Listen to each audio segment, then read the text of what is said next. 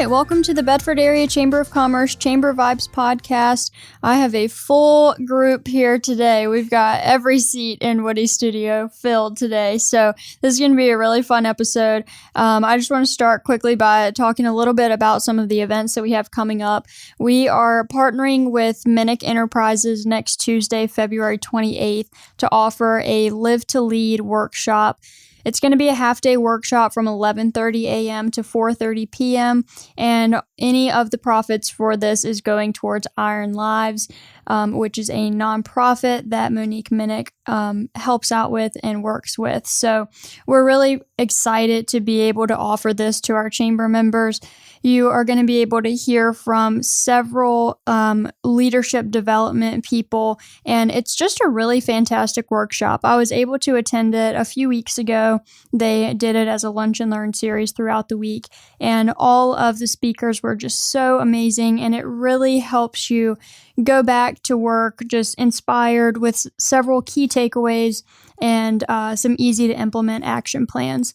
So if you're interested in joining this half-day workshop or getting some more information about it, the link to register is on our website. It does take you to a separate website to register, but if you go on there and click on the Live to Lead event, you'll see the big register here button. We also have next Thursday, March 2nd, we're going to have an Align Before 9 networking event at the Bauer Center for the Arts. It's going to be from 8 to 9 a.m., and we're really excited to have Attorney General Jason Miyares join us for this event. He's going to be here and speak for about 10 to 15 minutes at the beginning of the event, and then for the rest of the time, he's going to be out networking and talking to anyone who is attending the event. He's really excited just to get to know some people in our area, some business leaders, and other business folks in the Bedford area. So again, that's next Thursday, March 2nd from 8 to 9 a.m. at the Bauer Center for the Arts. We are also opening up our Leadership Bedford registration. It's just opening up today. So we're working on putting together a really comprehensive schedule. It is a 6-month program, and this is our 26th year being able to offer this. So we're really proud and really happy to have Monique Minnick with Minnick Enterprises coming back to help us out with this program again this year. There's some more information on our website, or you can give us a call at the office, and we will be glad to answer any questions that you may have. So let's get on with our guest for today. So we have Foster coming back, who is our new marketing and events director, if you haven't had a chance to meet her. And Foster, just because Woody said Forrest earlier, I was about to say Forrest. It happens all the time. It is Foster. So if you haven't had a chance to meet Foster yet, send her an email. It's marketing@baccva.org, and welcome her to the chamber. And you will definitely be seeing her at some events coming up. She'll be at the Live to Lead workshop and the Align Before 9 next week as well. So we're really excited to have her as part of the chamber. She's been doing amazing so far, and we're just happy to see her energy and all of the innovative ideas that she's bringing to our marketing and events. So I'd also like to introduce our guests for the morning. We have Nicole Holland and Sam Worthington with the News in Advance. Good morning, guys. Good morning. Good morning. How are you guys doing this morning? Good. Doing well. So if you guys would like to start, you can just tell us a little bit about yourselves and your backgrounds and what you do at News in Advance. Okay. So as she said, my name's Nicole. I'm a media advisor with the News in Advance.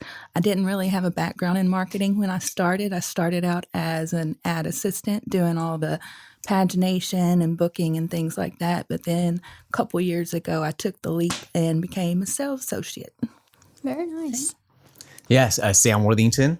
So I am the vice president of digital for what they call the Western region of Virginia. I originally came out here 2 years ago to be the regional president for all of our newspapers in the area before taking on this new role.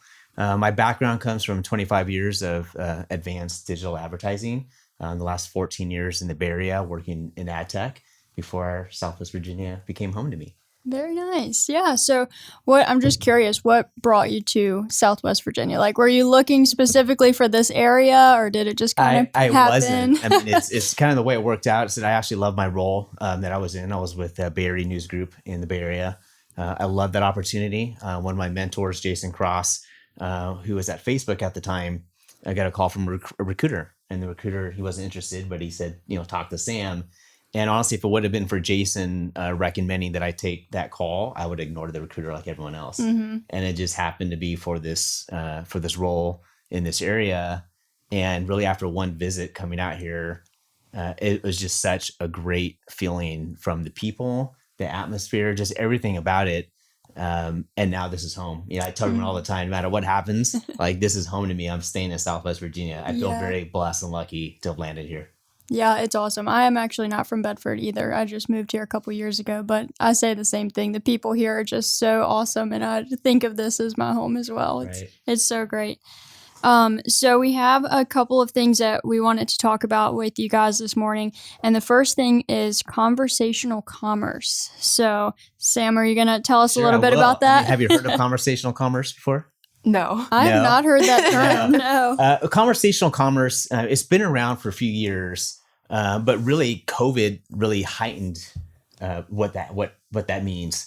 And really, for small businesses pre-COVID, most businesses were getting into online, some e-commerce, but what COVID did, it compressed what had been about 4 to 5 years of advancement to this conversational commerce into a sprint, into where all these businesses need to figure out, well, wait a minute, I'm still technically open. People can't come see me. How can I still interact and still do business? And so that's when, QR codes came back again, right? Because there's another way for people to interact. People found out that, well, I can text you and I can buy from you and I can put it outside and I can pick it up and I can pay you through Venmo, right? So all these ways to transact with businesses changed. And now it's more of this conversational commerce. It's not just pure e-commerce because you're not really going online, just buying and getting something mailed to you. Right. All these businesses need to figure out that there's still a service that I have to offer. I can't maybe get people to come into my store, see me, or I can't go see people, but we need to find ways to interact with people. And so conversational commerce really became more forefront on figuring out ways on how we can help businesses understand that shopping habits change, right? And a lot of behaviors, people are not going to change back. I mean, I'm one of them. I mean, before COVID, I try to stay off of the Amazon bandwagon. I really did. I was like, I can go to the store and pick out my product. Like, I'm going to go buy it. And once it became so easy, they're like, oh my gosh, I get this next day and I don't have to leave the house. Right. And then COVID came and then it's like, okay. And then pretty soon you're getting boxes every day to the house. And then now I still do it. Right. And so certain habits change because of COVID. I'll still go to the grocery store and pick up my own groceries. I still haven't done that yet. But a lot of businesses change and consumers have changed. And so we have to make sure that we're always finding ways that the businesses, the consumers can interact in the way the consumers want to use that business. And so conversational commerce is a way that no matter how someone wants to work with you, you need to find that avenue. And it could be through phone call, through text, it could be email, it could be chat. But making sure you have the ability to interact with the business in a way that they want to is what the conversational commerce really is. So, yeah, and I don't even want to say e-commerce anymore. I just assume everyone is doing some type of business online at some point. And even digital advertising, I try to drop digital completely because it's just advertising today, right? Really, most people are doing digital anyways. And so you don't say you're a digital specialist, you're just an advertising specialist, and digital is just part of it. It's no longer one or the other anymore. Yeah, absolutely. That's really interesting. I'd never heard the term conversational commerce before, but that makes sense. And there really are so many things in the business world and just personal life that changed with COVID. A lot of habits, like you said, things that changed that probably are not going to go back anytime soon, at least. So another thing that we wanted to mention this morning was that your website is your number one employee. So are you going to take that one too, Sam? I will. Yeah, no, this is something Nicole's heard me say, probably a million times, and it's something, I'm pretty passionate about. And again, going back to how things have changed and even our behaviors and who we are. And as society, it's kind of sad to say, but it's true, right? I say we don't go online today, we live online. right? I'll raise my hand. I check my phone before I get out of bed, right? we're looking at our social media, or we're looking at notifications or news, whatever it is. Yeah. We just do that. Mhm. Before we're out of bed, we're on our device. So if you think about living online today versus going online, your website, you have to look at today as a living, breathing employee, right? Because 99% of all your new potential customers are going to interact with that employee first before they actually walk into your store, see an employee, and do whatever it is that you want them to do. So that online presence needs to be like the number one employee that you have. And so it really comes down to a very simple thing I talk to a lot of businesses about, and that is, do you have a job description for this employee? Like, really? And I ask them that because what do you want your website to do? And so let's write a basic job, because if you look at your website today and you said, well, this is what I expect my website to do for me. Okay, but what is it? And then let's look at it. Is it actually doing that job? So if it's not, let's write down what those job expectations are. Because a lot of times this business might not have updated the website in 3 to 5 years, right? It's pretty common. You go on a business, you look at the website, at the very bottom it says, 2018 or something like that. Most businesses create a website, they don't touch it, right? They think, I have a website, I'm good, I don't need to touch it. Most businesses too also send all their employees to some type of training, right? If it's online, throughout the week, throughout the year. And so when you think about it, you're training all these employees, but this employee hasn't been trained since 2018. And you're sending all your potentially new customers to the least trained employee you have, which is your website. Right. And so you're expecting it to convert for you, and you're expecting to do something for you, but you haven't trained it at all. And then you haven't given it a job. And so once you give it a job, the next thing is, how are you going to pay it? Right. And so that comes into ad spend, right? So paying this employee to work for you 24 hours a day, that is where the ad spend comes in. And for a lot of small businesses that say, they have a help wanted sign, I'll talk to them and say, you're probably more taking what you were going to hire a part-time person. If you were to hire and put that money into this employee that's working 24 hours a day for you, you will probably get a better return if you spend more time working on that website as an employee than you are for hiring another part-time person or something like that, because now this person's waiting for the website to do its job. And so when someone goes to the website, I want to think about, how do you want the website to say hi to that person? So you land on a website, what do you want me to do as a consumer, right? So a lot of times you go to the website, you're like, okay, I see information, but I don't know what I'm supposed to do, right? And so if you're selling something, walk me through a path, right? Walk me through what you want me to do. And the other end, I always say, how do you want to say bye to that person when they leave, right? Because now it comes into, from an advertising world, people call it retargeting. I like to call it re-engagement strategy, because I'm not trying to retarget somebody. I'm trying to re-engage with them to come back to the business, right? Get back engaged with me. So what is that re-engagement strategy once somebody comes to that website, talks to the employee and leaves? How do I follow up with them, right? How to make sure they had a good experience and they want to come back and shop. And so by looking at your website as that 24-hour employee, the best employee you have, I think most businesses will be able to grow and be able to look at how they can convert better if they kind of go in with that mindset and knowing that we all live online today and your website lives online today. And you can't just rely on like Facebook only.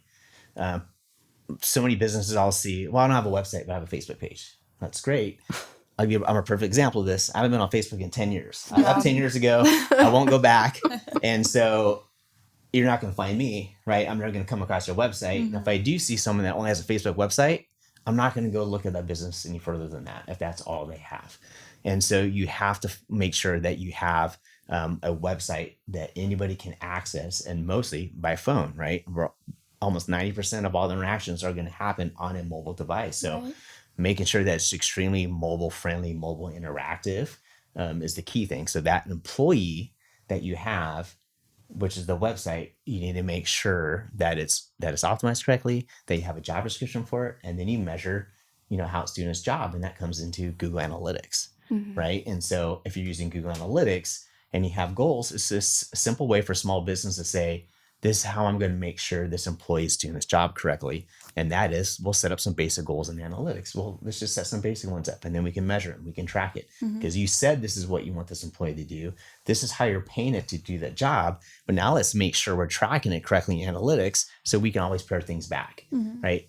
very simple things that we can do. And I even think today websites, for the most part, are built backwards incorrectly. And what I mean by that is most time when you sit down to build a website, the first thing people want to talk about is like, this is what I want to look like, right? Here's the image that I want. Here's another good looking website. Can you make it look like this? And here's what I want the images to be on the homepage. And again, right, if this is your employee, what you're telling me is I want you to build me a good looking employee, but I don't know what it's going to do for me, right? I don't know how much it's going to measure or track it. And so for me, I always think when you're starting out to build a website, I almost encourage most businesses to kind of sit back and say, let's build a website from Google Analytics first. So what I mean by that is let's build goals out in analytics for what you want this website to do. Once we understand the job of it, so we set the goals in analytics, now we can build the pages that are going to match these goals until we get to the homepage almost kind of last. Because the homepage is almost the least important part of the website when it comes to advertising.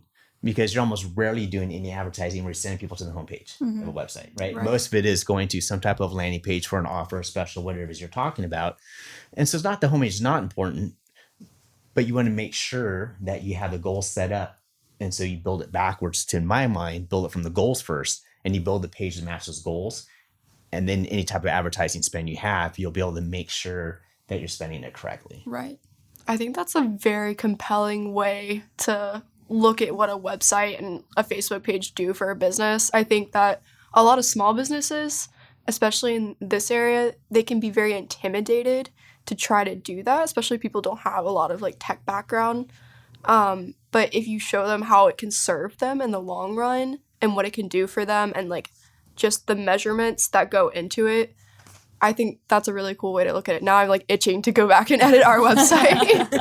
It is. And I look at most of the local businesses, small businesses here, and I hate using stats because, my favorite stat of all time is, 70% of all stats are made up on the spot. Yeah. Right? But so I will say most websites I come across, they're not using analytics at all, right? I go in, you can check and see, and they don't have analytics plugged in. They don't have Facebook pixels plugged in. And so, but they said they're doing a Facebook campaign, but they're not doing some of the basic things. And the simplest thing is just have the analytics put in. And the reason why I say that is because analytics is their data, right? I mean, it's that website's data. So we come in and Nicole's running a great campaign for them, we're going to give you our report. And that's great, right? We have a great dashboard and great reporting, and we can show you what happened.